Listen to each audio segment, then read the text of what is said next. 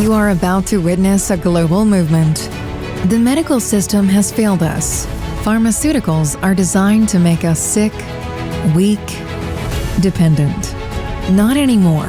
This is the Medicine Girl podcast with renowned healing expert and registered nurse Robin Stebbins. Every week, we shine the light on new ways to heal your body from the root, ignite your inner healer, and tap into your divine wisdom. Begin to live harmoniously with your mind, body, and spirit. You are stronger than you think, braver than you realize. Now is the time to wake up and start living healthier, wealthier, and laugh out loud happier. And here we go. Hello and welcome to the Medicine Girl podcast. It's me, your host, Robin Stebbins, and today back again is Amy Attenborough in South Africa, who I just absolutely love and adore. And Amy, I really wanted to have you back on because before we, our last interview, you were just starting on leading these safaris and these tours, and I really want to tap into how Wild Again has evolved and what you've been up to in this last very challenging past year. So if you wouldn't mind, just for those who have not heard our first interview, if you haven't, I recommend going back and listening. But for those who haven't heard our interview, introduce yourself and kind of, I always like to ask people this, kind of tap into your heart and maybe introduce yourself in a way that you haven't before in the past. Perfect. Good to be back with you again, Rob. So thank you for having me. Would you like me to introduce myself and Wild Again? Let's do it. Yeah. Okay, perfect. So my name's Amy Attenborough. And yeah, I'm South African. Ooh, we have the nice thunder behind me. And I don't know what else to say other than I'm a massive lover of nature.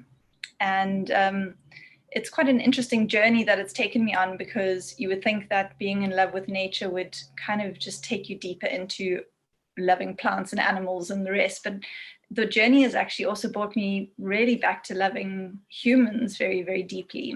And so Wild Again is kind of born out of that. It's a private guiding safari company. So what we do is we essentially plan safaris and take our guests into various wilderness destinations in Africa. And why we do it is we believe that when we reconnect people with nature, we change the world for the better. And really at the heart of what we do is finding the ways in which people best connect to nature. So we know that everybody's different, and some connect through their camera lens, some connect through really getting on foot and being on the land and walking. And so we run primitive safaris where people can sleep out under the stars and literally walk for days on end. And then we also incorporate more conscious ways of being into safari. So yoga, meditation, life coaching, just helping people to get quieter, to drop out of the mental space, thunder again, and into their bodies. And it's a privilege. I love it. I see the massive transformation that people go through in that space. They arrive like shaken and stressed and disconnected, and literally within the matter of hours, maybe a couple of days at most, people are open and curious and in their hearts and connected and kind of just excited about life again. They find themselves back in the family of all living things. We harness that transformative power of travel, and we take people on safari.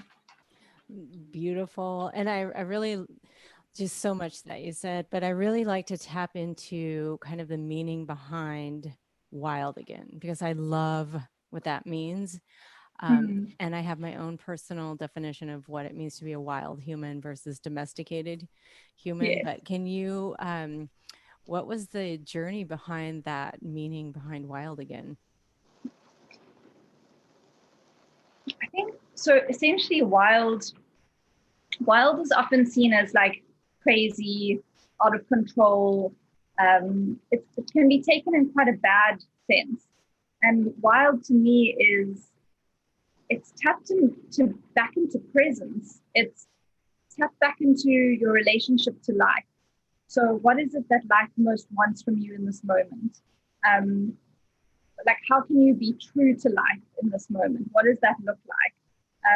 And we learn that through being around wild animals. You know, they don't have a judgment about how they show up in the world. They are incredibly embodied, and they don't have stories of who they should be or shouldn't be. And I just think we have so much to learn from them in that regard. That all of you is welcome, essentially. And this is kind of the basic foundation of what we do, is that every single aspect of you, of me, of us is welcome. And that's how we find ourselves back in wholeness again. So lovely explanation of wild again. And I think what comes to mind right now is the stories. You know, humans have this ability to perceive a series of events and then put their perception and their stories on top of that. How does that relate to being either wild, you know, and using that as a positive connotation? Yeah, so I think that there's amazing power in the stories that we tell, right? Like, the stories that we choose to tell about who we are is essentially what we become. And so I think that, you know, as humans, if we want to do something great with those stories, then there's nothing wrong with it. There's nothing inherently wrong with those stories. The problem that I see so much is that the stories that we tell aren't beautiful stories, aren't empowering stories. They tend to be ones that take us into some imagined future or some past where we're beating ourselves up about something. And essentially they strip us of our power, and they strip us of our enjoyment of life. And really they take us out of our bodies. They take us out of the vehicles with which we're living this life through. And in nature, you just don't see it. Like lions, for example, you don't see them like sitting around sort of like having a meeting. So we're gonna leave at 5:15 because, you know, dinner time happens at 6 and then we'll start. It's like they're just lying there resting, and then the wind blows, and because they're aware, they notice the scent of a herd of impala in the wind, and then they're up. And because one gets up, another one becomes alert, and they start to work together as a team. And then based on one's body language, the others loop around and they start to hunt. And there's not this like, oh, I wonder if I'm going to mess the hunt up because, you know, I'm the worst member in the pride. They just are. And if they miss, they collapse in the shade and then they rest some more. They are completely present. And for me, that's the greatest example of wild. I love that. And I know that some teachers have said, like, when you live in the present moment and you're not, to me, anxiety is living in the future, depression is living in the past. So when you're in that flow state and you don't have an iCalendar or, you know, a schedule that's every 10 minutes, people always say, well, how do you know what to do?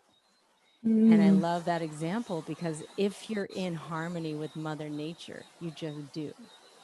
And I know it's so different from how we've been taught and domesticated. Totally. 100%. It's such a beautiful way of being. So often the misunderstanding that I see with people on retreat is this idea that, well, if we're just being, it means that there'll never be any doing. Like we'll just kind of become these lazy blobs that never do anything. It's so not the case. It's like, as we rest into the present moment, we start to live from a place of feeling. And then the moment just shows you what it's asking of you. And you're being led by that feeling. And then we come up against far less resistance. So I think when we plan and schedule our lives so like dramatically, we end up actually coming up against a lot of blockages because we're not in life's flow. We have a sense of how things should show up rather than just surrendering to how things are showing up. And out there, animals have the most amazing amount of patience. Things take the time that they take. And yeah, there's just kind of a beauty of a flow to life when you're living from that space of being. No expectations of how it needs to turn out. I think that in a nutshell, Ames, if people just tapped into that, like being in alignment with how things are showing up. Because I think, you know, especially now, I shared with you before we recorded that this triggers me to my, excuse me, to my core, is feeling like I'm not in control, feeling like I'm losing my freedoms. And the anxiety dissipates when I just see things as they are, and live in those as they are. Exactly. It's, you know, it's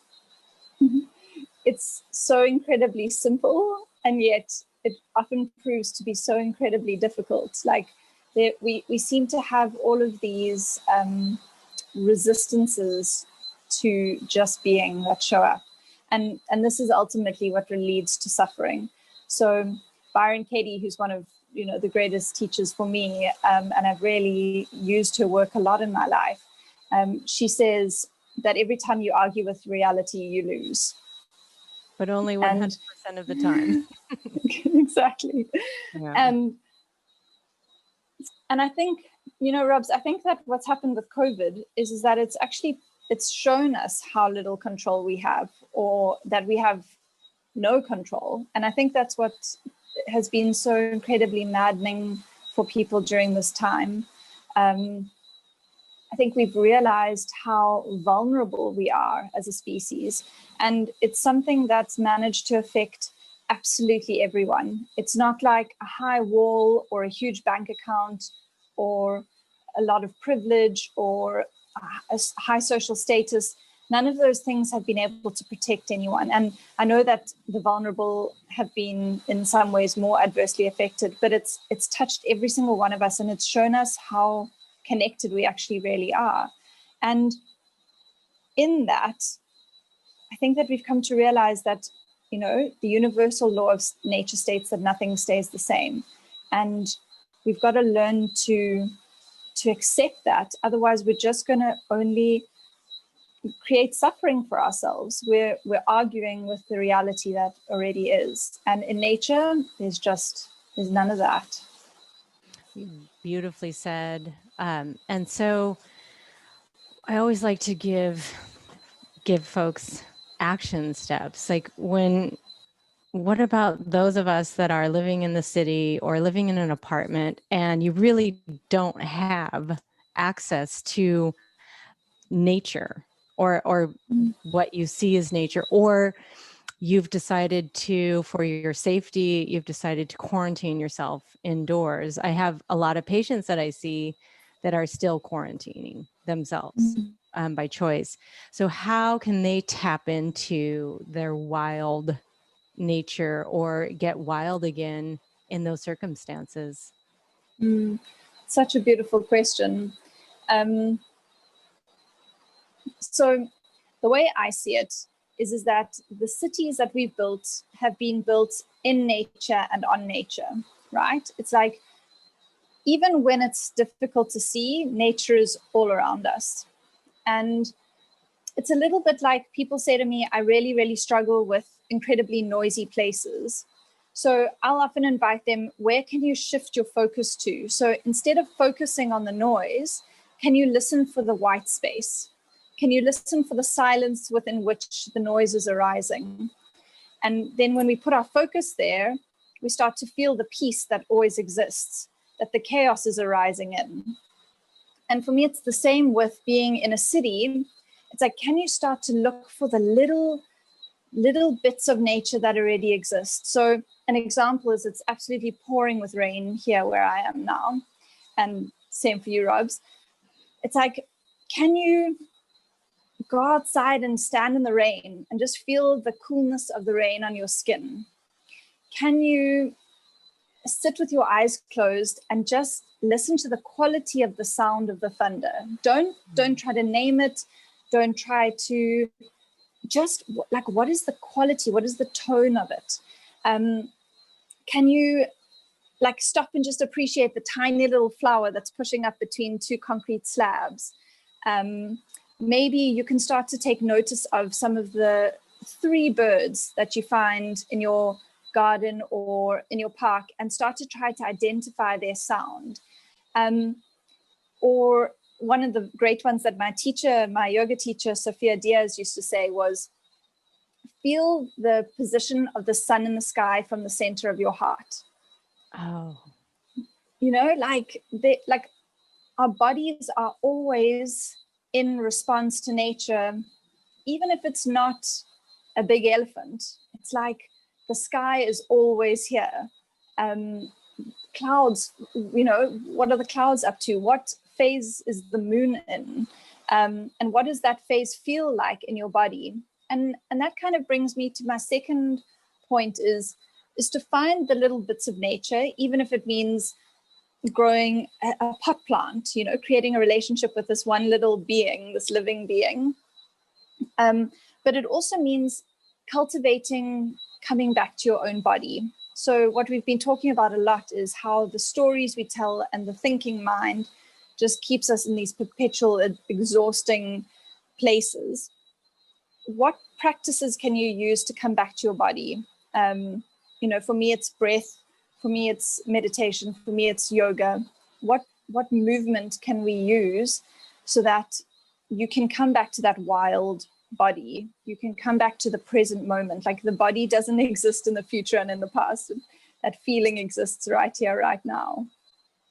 That's a really beautiful way to ground, and you can do that anywhere. You can even do that if you're in hospital or nursing care. And so this is the question I get asked a lot by my patients specifically, is the why. Why does it even matter? Why don't we just stay asleep? Or as Pink Floyd puts it, comfortably numb? You know, just give me a pill for the anxiety, another one for the depression, and on we roll until the end. You know, for me, I don't ever want to try and convince anyone out of anything. If people choose to stay comfortably numb, or like comfortably numb as we put it, you know, that's okay. Everything is okay. But in my heart, I don't really believe that comfortably numb even exists. And it's like I said earlier, the universal law of nature states that nothing stays the same. So we can find little things that help to kind of dull whatever we're experiencing for a short time, but they don't last very long. It's that comfortably numb that you find, it's going to change into something else. And so I think it's a bit of an illusion to believe that we can even go to that place. So my invitation rather is to feel it all, because nothing stays the same. So it's like when you're experiencing that anxiety in your body, and I say this really from a place of experience, like I struggle a lot with anxiety, but it's like, can you let it get as big as it wants to get? And then it starts to dissipate all on its own. And yeah, it's for me, there just isn't another way. Yeah. I like that. And I love what you say, like everything's welcome. I think, you know, when I really have received some clarity in this past year, is my intention is to show people there's a question to be asked. That comfortably numb isn't what we're sold it is. You're still going to feel the anxiety and the depression. It's just now we've got other chemicals on top of it. Mm. But, or just to say, here's, George Lucas says, we all live in a cage. A few of us realize the door is open. Like, I just want to say, the door is open. Mm-hmm. Whatever you choose, I have no attachment to, but at least see there's another option that might be more interesting or might be less painful. Because like you said, with the anxiety, welcome it. It's counterintuitive to our programming to say, be as big as you want to be. You're welcome here. You have a voice. I'm listening. The idea of tapping into who we are originally appeals to me. To just at least have a taste of that. If you choose to go back, again, no attachment either way, but just at least to tap into that feeling. Like you said, feel into this moment. What does the air feel like on my skin? Where does the position of the heart land in my heart? Just doing that just now brought me back to center and keeps me in a more harmonious state. Not meaning I'm pieced out and blissed out, but harmony to me means I'm in balance with nature. And nature ebbs and flows. Nature isn't just, like you said, at this constant plenum of either the crest of the wave or no one's ever going to stay in the trough. It's the attachment to those that leads to our suffering. And I believe our addictions, attaching to that crest of the wave, like I got to be on this high all the time. And, or in the trough, like this is just my lot in life. So Absolutely. My question is, I love the inspiration. You've inspired me from the beginning, the moment I met you. What have you seen, like in all of your safaris and people you've worked with? Like, can you give us some inspiring examples of people that have come to you and awoken to their power?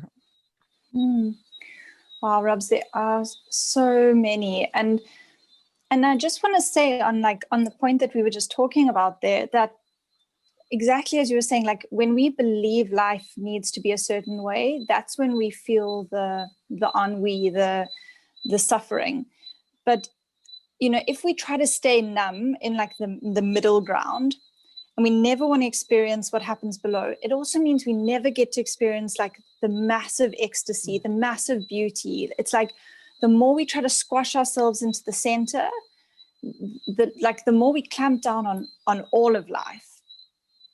And it's like you don't find manically happy animals and you don't find really depressed animals because of their presence. It's like when we tap into the feeling of anxiety in the moment without the story, it's just sensation in the body. And when I say we allow it to get as big as it wants to get, we're just letting the sensation run its course. Like how does the sensation want to show up in this form? And it just runs its course. The universal law of nature states that nothing stays the same. It eventually turns into something else. So that it's allowed to express itself. And this is something that I see just so often on safari. Animals, there was this example of a cheetah once that had been gored by a warthog, and she had like split her shoulder open and she had this massive flap of skin. I don't think I've told you the story, have I? No. And so she, like really, really bad, like her whole shoulder was open. And we were all like really concerned because she had 4 cubs. And we were like, how is she going to hunt for them? But she would just rest. She would rest for like 3 or 4 days. And the cubs would like clean the wound for her, licking. And she'd make this like growling sound. It was painful. And then 4th day, everybody was really hungry. She would get up. She would make a kill. She would lie down. They would all have full bellies. Another 4 days, cleaning, until eventually that shoulder healed up and she was absolutely good to go again. And I think humans, what we'll tend to do is like, why me? I can't do this. I've got mouths to feed. Like walk unnecessarily and expend energy unnecessarily instead of just lying down, resting for 4 days, letting people help you and heal. Get up, do what you need to do when you need to do it, and then get down and rest again. There's pain. That cheetah was experiencing physical pain, but without a story, there was no suffering.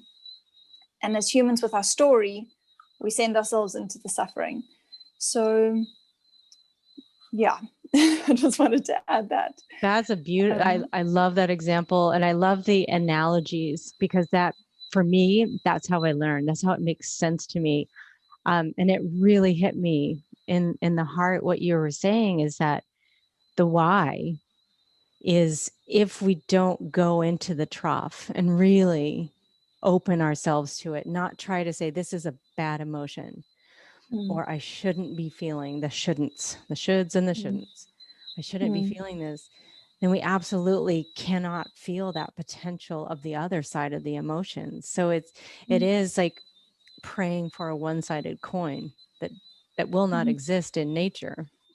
And it doesn't exist in our lives, but yet somehow with our ability to create story, we want that one-sided coin, or our version. I think the Christian version of heaven is a good example of that. No suffering, no pain. It stops to become heaven. I think people don't realize that part. You have to have the two sides of that coin to experience what you said about that feeling, the underneath emotions, so that you can experience the joy. Absolutely. And the more we just open to them as pure sensation, the pure sensation that is the emotion, it doesn't even feel so much like hell anymore, because it's just experience. I think that's, for me, the most important point, is we're not going to be these blobs sitting on the sofa, which ironically, that's kind of how a lot of people have become with electronics and everything. But we become nature. We realize, we remember ourselves back to who we are, which is nature. We are not separate from it. We come from Mother Nature. This is our mother. We are nature in action. And I think the more we can reconnect with that and remember that, the more we are in alignment with our life's path. Absolutely. Absolutely. And so, to come to your second question about what it is that I've seen on safari with guests, there are so many examples. So I think recently, actually, a guest said to me, she messaged me the other day, and she said that firstly, safari really helped her get out of conceptual, intellectual ways of being in nature. So what we tend to do in the past is come on safari and be like, how much does that elephant weigh? How many toenails does it have? Like how many muscles in its trunk? And there's absolutely nothing wrong with having all of that information and sharing it. But I can promise you that 6 months from now, when you get back to the States and someone says to you, how much does an elephant weigh? You're going to be like, actually, I'm not really sure. So it's like, ultimately, does it really matter? Like, the elephant weighs what it weighs. So what we tend to do on safari is invite people into silence, help them to ground themselves in their body, and then get into a place of experiencing that animal purely from feeling.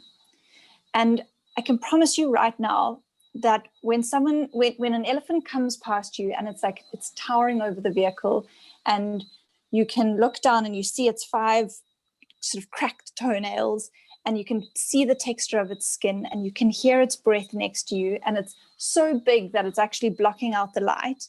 When someone says, how big is an elephant?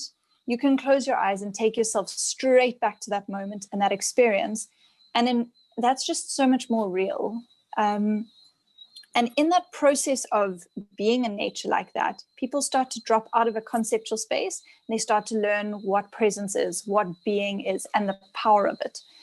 And in that process, this guest said to me that, she had always felt a lot of love for others and for nature, but being like that on safari, she actually really started to love herself for the very first time, because she started to see the beauty that she saw in everything else in herself as well. She saw how connected everything was, how we're all a reflection of each other. And it's something that we just see time and time and time again. That's really inspiring to me, because and again, that points back to it's a very fine balance not to want something for someone else. But to be able to say, I mean, in my heart, just to know worthiness, to know self-love has been my way through healing all the trauma and releasing the past and forgiving the past so that I can experience myself in a more authentic form.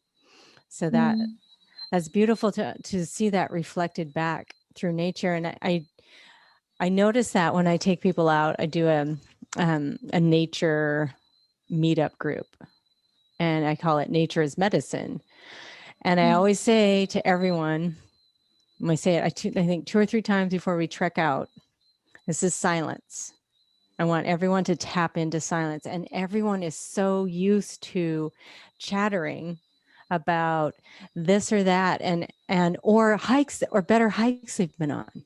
You know, it's like when we can get back to this moment in that silence, I think that's where a lot of the magic can happen. Yeah, exactly. It's just like opening up the space for what wants to happen. And quite honestly, it was a bit of a process for me as a guide. There's an element of wanting to create an experience for people. So like you're interpreting what's happening, and then you want people to understand the interpretation of it. And it's been a little bit of a process for me to step back and be like, it's actually more important that people have their own experience of it. I don't want to put their awareness somewhere. It's like, you know, it's up to their awareness to go where they follow their own curiosity and see what they see. And then later we can discuss it. And of course, at times there's a sharing of information. Of course, at times there's a pointing to, but there's also a lot of space for like, what is it that you're seeing? What is it that you're feeling? And that can only arise in that silence and that stillness. Yes. Yeah. I've seen that time after time, and even in states of anxiety, when I just can go into that point of stillness, that's when things can arise through me, and the answers or the messages can come forward, instead of having to manifest a disease or another larger symbol to get my attention. I can catch it early and find the answers early. So as we're winding down and we're getting close to the end of the time, I shared with you that I have started homeschooling my son, which again is in alignment with my values, my mission, how I see his education blossoming.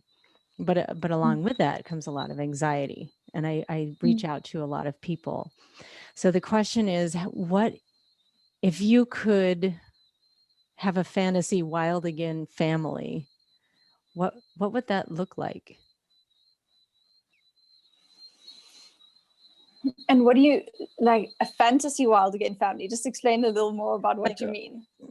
If you could design what a wild again family in our day-to-day, not with you out on safari doing yoga and tapping into that's another incredible experience, but to just design my daily with our stresses, and you got to do this, and we've got that schedule, and being able to tap in and take a breath and be more in harmony with the moment with our modern.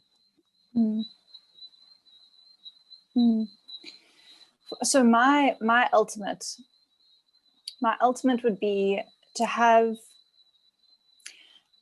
so what I see in nature is that it's always working to come back into balance. it's always, it wants to be in balance. So life and death, everything happens in circular ways. There's no linear processes. And so for me, it's to have a family that's doing all of their own things, but always working to be in balance with themselves, in balance with the rest of like the community, and then in balance with the rest of the planet. And basically, you know, my dream as well is that what people are awakened to on safari, that they take it home with them and they start to live it in their lives. It is an awakening. It's a remembering of what we've always known to be true, but we've just forgotten.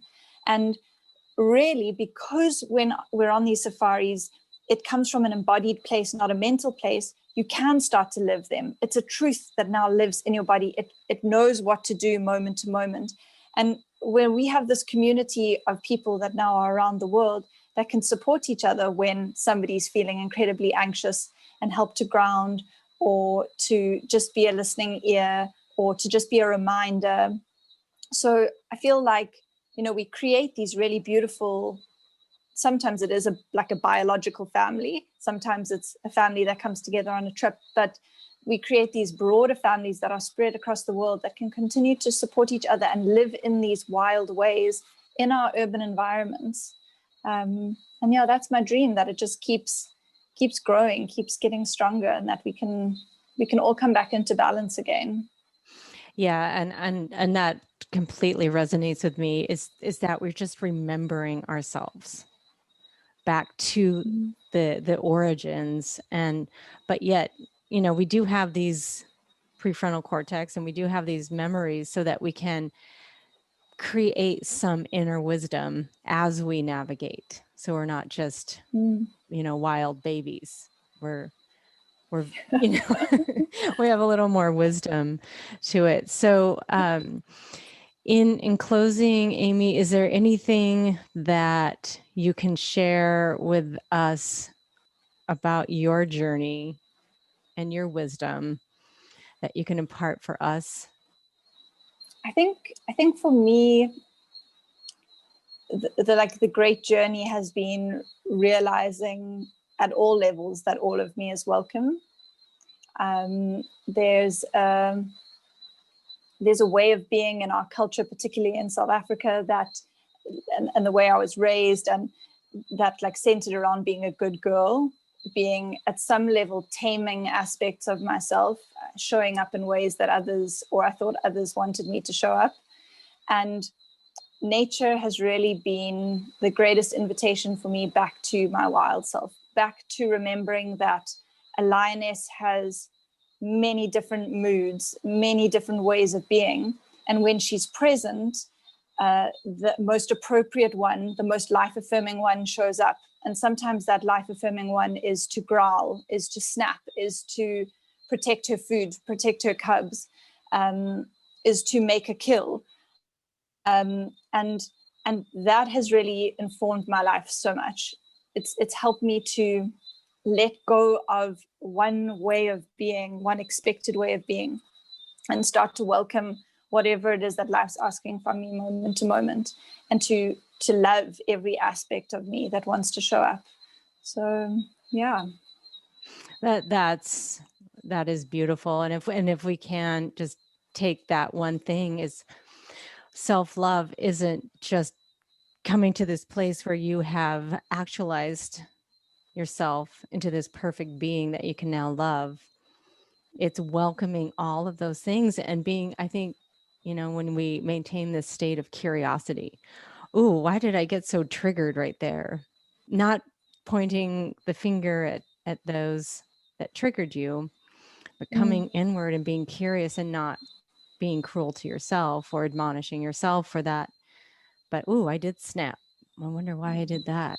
And maybe, was there an apology in order, or was that appropriate? Like, we just get deeper and deeper into ourselves. So thank you from the bottom of my heart for sharing your journey. I think you are just one of the most inspiring, grounded people that I know. And I'm so grateful to have you in my life. Thank you, Rob. It's right back at you. And I love what you're doing. And it was just really good to be back here with you again. So thank you. Thank you so much, and enjoy that thunderstorm.